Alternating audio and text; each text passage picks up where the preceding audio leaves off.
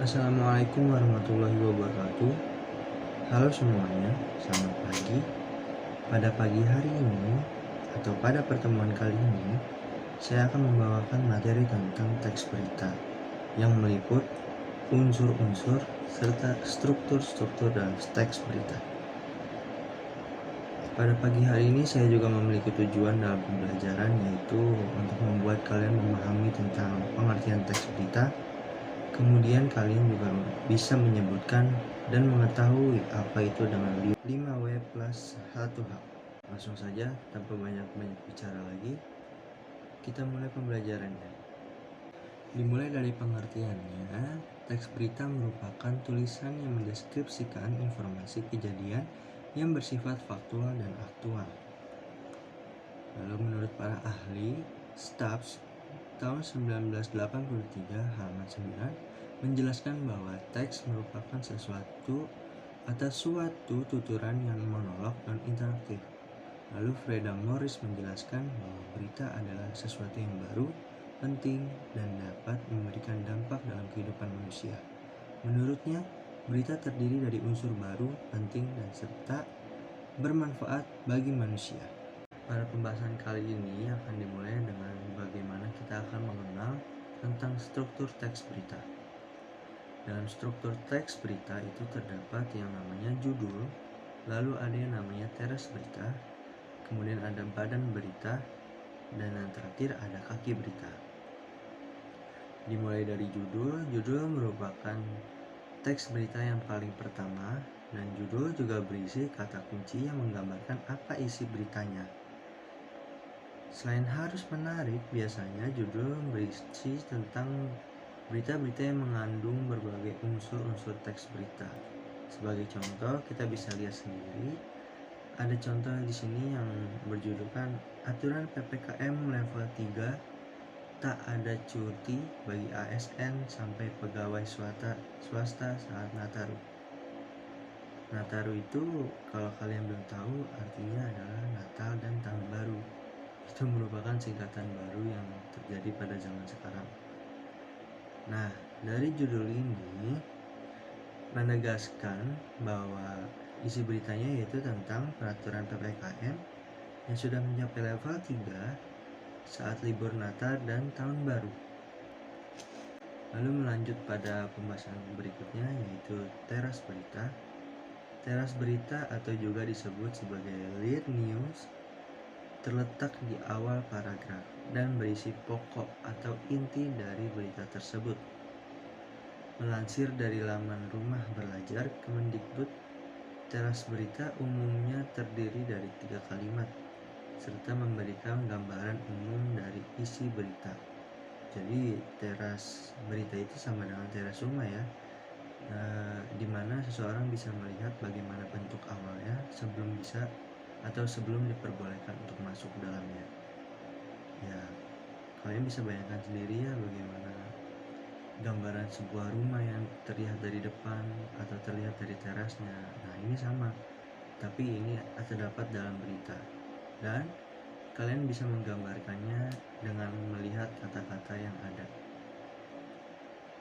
Sebagai contoh, teks berita atau teras berita ini yaitu pemerintah telah resmi menerbitkan aturan pemberlakuan pembatasan kegiatan masyarakat atau PPKM level 3 saat Natal dan Tahun Baru mendatang. Nah, dari dalam aturan tersebut, aparatur sipil negara atau ASN, pegawai bidang usaha milik negara atau BUMN, karyawan swasta, serta personel tentara dan Polri dilarang untuk mengambil cuti pada periode 24 Desember hingga 2 Januari 2022. Nah, kalian sudah bisa menggambarkan kan apa itu tentang teras berita? Bagaimana? Apa masih ada yang bingung? Kalian bisa tulis di kolom komentar ya. Kemudian badan berita. Di sini ada yang namanya badan berita. Badan berita ini menjadi struktur teks berita yang ketiga. Badan berita sangat penting karena berisi informasi yang menjelaskan informasi yang ada di struktur teks berita yang sebelumnya, yaitu teras berita. Jadi ini merupakan isinya, atau ini merupakan intinya, atau bisa dibilang kalau dari tubuh ini adalah lambungnya. Nah, melihat dari teras berita yang saya ibaratkan sebagai rumah, maka dalam rumah ini adalah ruangan dalamnya. Kalian melihat ruangan-ruangan yang kalian tidak lihat dari luar atau dari terasnya. Untuk contoh berita bisa kita lihat sebagai berikut ya. Nah, contohnya seperti ini. Contoh berita bisa kita lihat sebagai berikut ya. Nah, contohnya seperti ini. Contoh berita bisa kita lihat sebagai berikut ya. Nah, contohnya seperti ini. Contoh berita bisa kita lihat sebagai berikut ya. Nah, contohnya seperti ini. Banyak ya, panjang, karena mungkin ini hal-hal penting yang akan dibawakan. Dan bisa dilihat ini merupakan inti dan sebuah hal-hal yang informatif yang disampaikan oleh dewan-dewan redaksi terhadap apa yang terjadi secara aktual di tempat. Semuanya bisa dibaca ya. Saya memberikan waktu untuk kalian membaca semuanya. Jika ingin membaca, saya memberikan waktu selama 2 menit atau 1 menit mungkin paling cepat. Saya persilakan. Nah, setelah kalian membaca tentang isi ceritanya, atau bisa dibilang itu sebagai badan berita, kemudian kita menuju pada pengetahuan akhir dari struktur teks berita ini, yaitu adalah kaki berita.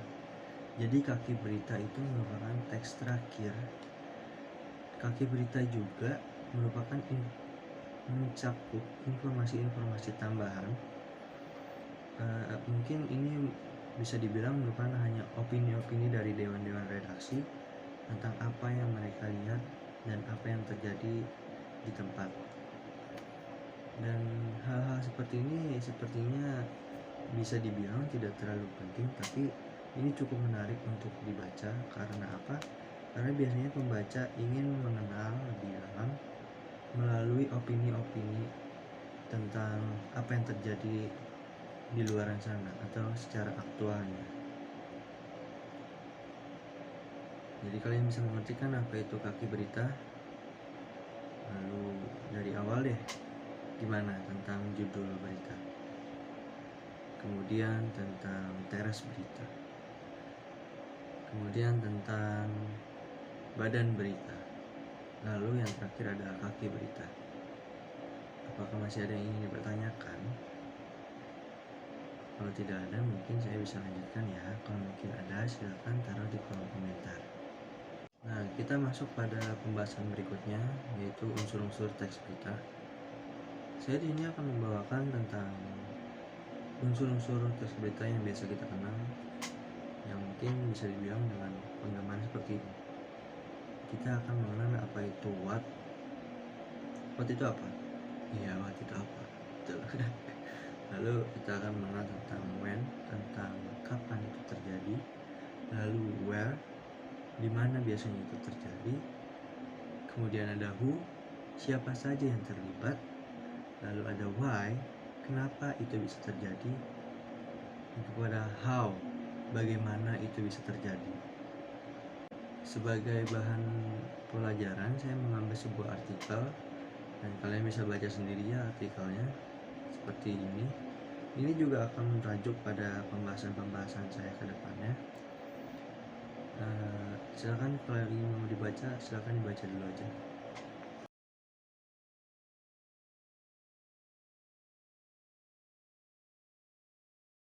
Nah, untuk what merupakan sebuah artikel tanya tentang apa yang terjadi pada cerita tersebut atau apa yang terjadi dalam berita tersebut. Berdasarkan contoh teks, unsur teks berita yang pertama adalah apa yang menyebabkan terjadinya kepadatan di pelabuhan penyeberangan Merak. Pada contoh teks berita singkat di atas, informasi apa pada kalimat atau informasi apa yang ada pada kalimat. Dan ini bisa dijelaskan dari contoh kalimat tadi atau contoh artikel tadi, bahwa bisa dijelaskan bahwa tingginya arus truk dalam 2 hari terakhir berkaitan dengan adanya larangan melintas bagi truk non-9 bahan pokok atau sembako pada 21 hingga 25 November. Nah, berarti bisa disimpulkan bahwa apa yang menyebabkan berita ini terjadi atau apa yang terjadi dalam berita yaitu tentang tingginya arus truk dalam 2 hari terakhir berkaitan dengan larangan yang dibuat oleh petugas mengingat akan terjadinya Natal dan Tahun Baru, atau bisa dibilang ini asalnya. Lalu pada when ini merupakan sebuah keterangan tentang kapan ini terjadi. Jadi bisa dijelaskan dalam contoh artikel yang saya bawakan itu bahwa hal ini terjadi atau berita ini dibuat dalam rangka tingginya arus truk dalam 2 hari terakhir berkaitan dengan adanya larangan melintas bagi truk non sembako pada tanggal 21 hingga 25 November. Jadi ini terjadi 2 hari terakhir sebelum tanggal-tanggal yang sudah disebutkan ya. Lalu ada where. Where ini lebih menjelaskan kepada tempat. Jadi dalam contoh artikel tersebut bisa diketahui bahwa ini terjadi pada pelabuhan penyeberangan Merak, dan terdapat juga artikelnya atau bisa dalam kutipannya yaitu pelabuhan penyeberangan Merak mulai dipadati truk-truk yang mengangkut barang non-9 bahan pokok. Nah, sudah jelaskan berarti ini berada berlanjut pada pelabuhan penyeberangan merupakan keterangan yang menjelaskan tentang siapa yang terlibat dalam berita tersebut. Dan dari artikel atau contoh artikel yang saya bawakan bisa diketahui bahwa oknum yang tersangkut atau yang terlibat dalam berita ini merupakan sopir-sopir truk yang membawa bahan-bahan 9 bahan pokok tadi atau sembako ya. Ini bisa dilihat pada kutipan kalimat yang berupa larangan itu berlaku bagi truk bersumbu lebih dari 2, truk gandengan, truk trempelan, dan truk kontainer.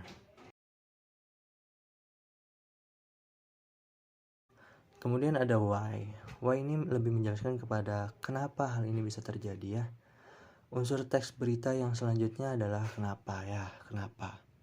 Contoh teks berita singkat di atas menjelaskan kenapa terjadi kepadatan di pelabuhan penyeberangan Merak pada kalimat tingginya arus truk dalam 2 hari terakhir berkaitan dengan adanya larangan melintas bagi truk non-9 bahan pokok. Nah, sudah jelaskan ini akibat dari sebuah larangan yang terjadi dan berimbas pada pengendara-pengendara truk yang membawakan sembako-sembako ya.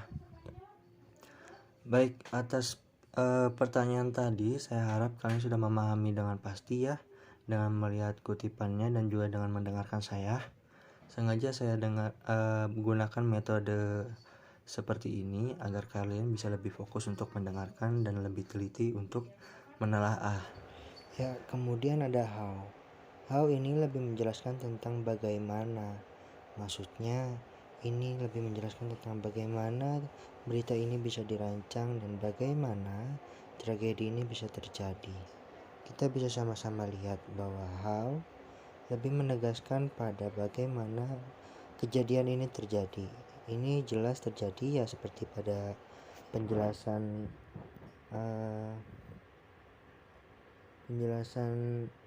pada bagian what ya.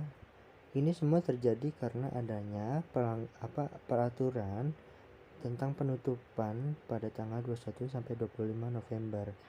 Nah, jadi how ini lebih menegaskan pada peraturannya itu.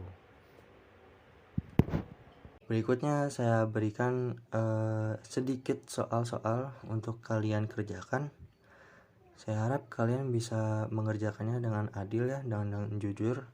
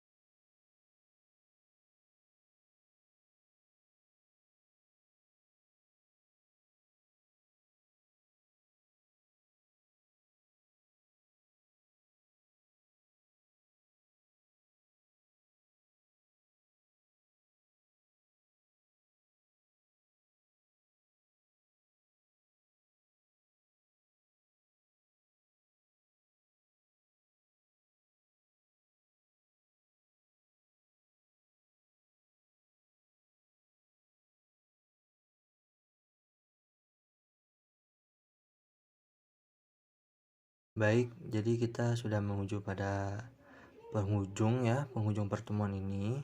Semoga apa yang saya sampaikan benar-benar bisa kalian serap dan kalian pelajari dengan baik. Dan untuk soal-soal yang sudah kalian tulis atau kalian jawab itu nanti tolong difoto ya, nanti dikirim di grup aja.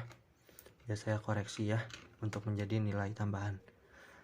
Nah, lalu kesimpulan pada materi ini yaitu teks berita merupakan teks yang berisi informasi yang mendeskripsikan kejadian bersifat faktual dan aktual. Selain itu, struktur teks berita umumnya terdiri dari 3 bagian, yaitu judul, teras berita, badan berita, dan kaki berita. Setiap bagian dari struktur berita memiliki fungsinya masing-masing dan tetap harus memenuhi unsur-unsur teks berita, yaitu yang tadi ya, 5W1H. Apa aja? What, when, where, who, why, dan how. Atau dalam bahasa Indonesia bisa disebut asdikamba. Ya, baik ya. Semoga kalian semua mengerti. Jadi saya cukupkan sampai sini saja. Selebihnya saya mohon maaf jika banyak kekurangannya. Mohon maaf sedalam-dalamnya. Terima kasih kepada Tuhan Yang Maha Kuasa, ya Allah Subhanahu wa Ta'ala. Juga terima kasih kepada kalian sudah mendengarkan. Saya tutup sampai sini ya. Assalamualaikum warahmatullahi wabarakatuh.